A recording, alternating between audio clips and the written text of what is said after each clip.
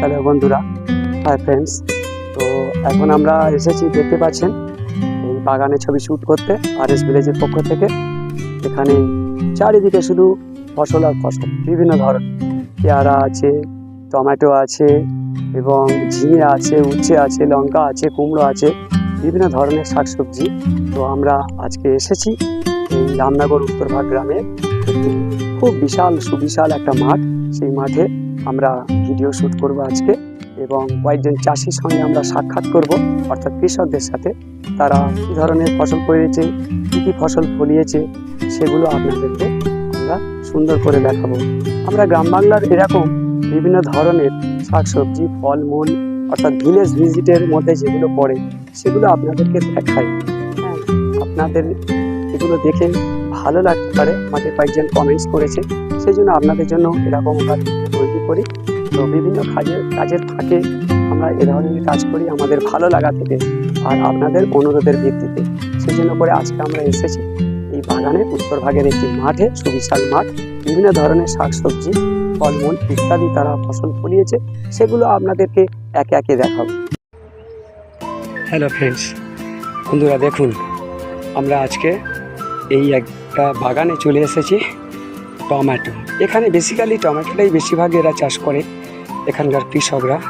দেখুন বন্ধুরা, কাছে থেকে আপনাদেরকে দেখাচ্ছি।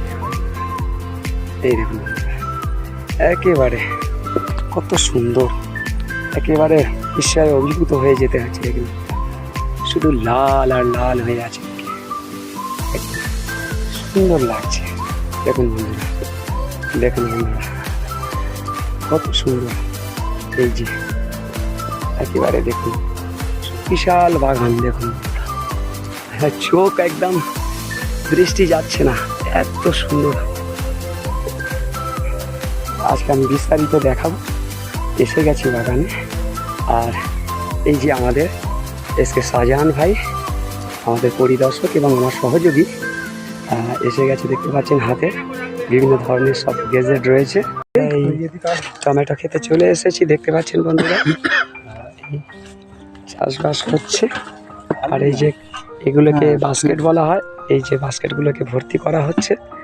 আর এরা দুই ভাই, বন্ধুরা দেখতে পাচ্ছেন। তো আরএস ভিলেজের পক্ষ থেকে আমরা এসে গেছি। তো এই বাগানটা আপনাদের ভাই?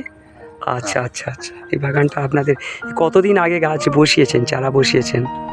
ওই তো 2 মাসে বসানো, এই 2-3 মাস, মাঘ মাস, পৌষ মাঘ। আচ্ছা আচ্ছা আচ্ছা। এখন এটা কত করে প্রায় কেজি চলছে আপনাদের? মানে এখন খুব দাম কম যাচ্ছে। আচ্ছা, তোমার ওই 10-12 টাকা, 10 টাকা, 11 টাকা এরকম কেজি যাচ্ছে। এরকম কেজি যাচ্ছে। আচ্ছা, এখন কম, মানে চাষিরা দাম পাচ্ছে না। চাষিরা দাম পাচ্ছে না প্রকৃত, মানে যারা পড়ে আছে বা যারা ব্লকার আছে, ওরাই বেশি ইয়ে করছে। আচ্ছা আচ্ছা আচ্ছা। কিন্তু আমরা দাম পাচ্ছি না চাষ করার। প্রচুর তো খরচ, প্রচুর খরচ। সার হচ্ছে কি তোমার, সার, ওষুধ, দাম জায়গা লিচে চাষ, সেটা শুধু জায়গাতে 5-6 হাজার টাকা করে দিতে হচ্ছে, মানে যাদের জমি তোমরা লিজ নিয়েছো। আচ্ছা আচ্ছা আচ্ছা, দিয়ে চাষ করতে হচ্ছে, তবে চাষি চাপ পাবে না, তো কিছু পাবে না। যদি 15 টাকা 16 টাকা থাকে দামটা, আচ্ছা, তাহলে আমাদের ভালোভাবে পয়সাটা একটু লাভ দেখা যায়, যে পরিশ্রমটা করেছেন সেটা পাওয়া যায় ঠিক। কিন্তু তাছাড়া পাওয়া যায় না। 10 টাকা 12 টাকা হলে, 10 টাকা তো মিনিমাম হলে তো লস টমেটো চাষে এখন বাজার, বর্তমান যে বাজার, সেভাবে খরচ। ঠিক ঠিক ঠিক ঠিক, একদম ঠিক। সে যাক, আমাদের এই ভিডিওর মাধ্যমে যারা রয়েছে সরকারের পক্ষ থেকে বা যারা ক্রেতারা রয়েছেন, তারা এই ব্যাপারটা বিবেচনা করবেন যাতে কৃষক তার ন্যায্য দাম পায়।